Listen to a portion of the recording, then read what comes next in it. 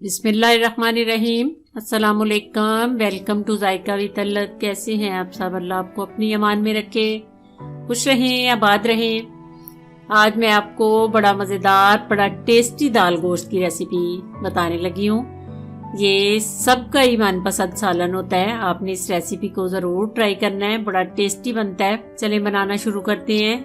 ये कुटी हुई लाल मिर्च ली है मैंने 1 टीस्पून, खुशक धनिया पिसा हुआ 1 टीस्पून, ½ टीस्पून हल्दी और 1 टीस्पून नमक, 2 मीडियम प्याज और 1 लहसुन को मैंने चीर लिया है, अच्छी तरह वॉश करके रख लिया है। 1 लार्ज साइज का टमाटर, 2 सब्ज मिर्चें, 700 ग्राम मटन लिया मैंने, उसको अच्छी तरह वॉश कर लिया है।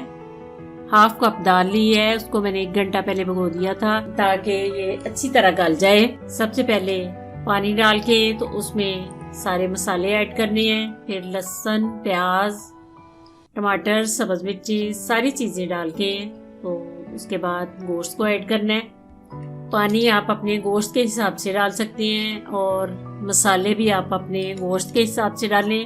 15 मिनट की स्टीम के बाद देखें गोश्त बिल्कुल गल चुका है। उसके बाद ये जो पकाने वाला चम्मच है सालन वाला, वो मैंने 1 बार के ऑयल का डाल दिया है, यानी मीडियम साइज का जो कप होता है वो 1 कप ऑयल मैंने डाला है। इस सालन में थोड़ा ऑयल ज़रा थोड़ा सा ज़्यादा हो तो फिर इस सालन का मज़ा आता है।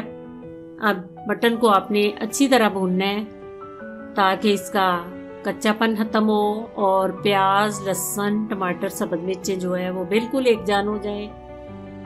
टमाटर के आप अगर छिलके उतार के डालेंगे तो फिर ये छिलके बिल्कुल नज़र नहीं आएंगे, मैंने छिलकों समेत डाला है।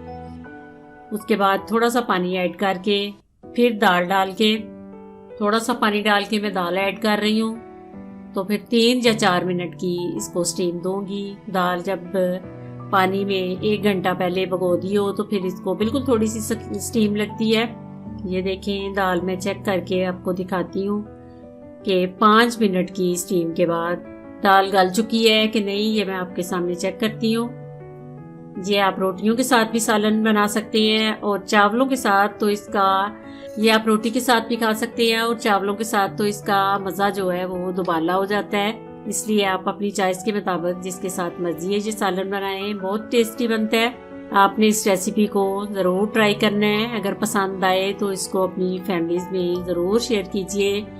ये ऊपर कसूरी मेथी ज़रा मैं हाथ में मसल के तो वो ऐड कर रही हूँ। गरम मसाला पिसा हुआ थोड़ा सा, ये दोनों चीज़ें आपने ज़रूर एंड पे डालनी है, इससे टेस्ट बहुत मज़े का बनता है। दुआओं में मुझे याद रखना। अल्लाह आप सबका हामी और नासिर।